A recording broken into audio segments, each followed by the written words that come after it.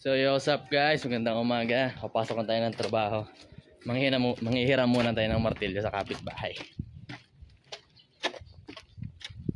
Ate, pwede pang hiram ng martilyo.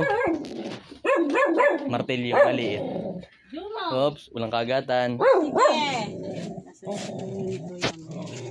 Oh, batilan tayo ha. Aray. Masakit yan.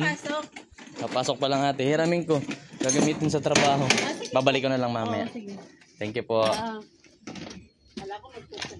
Hindi. May pupukpukin lang sa trabaho.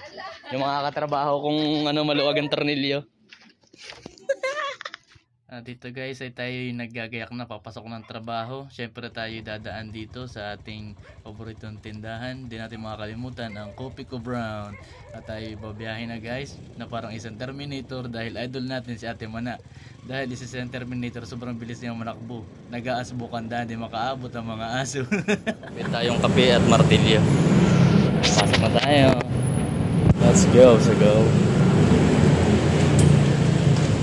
At dito nga pala ako nagtatrabaho guys sa Robinson Galleria South.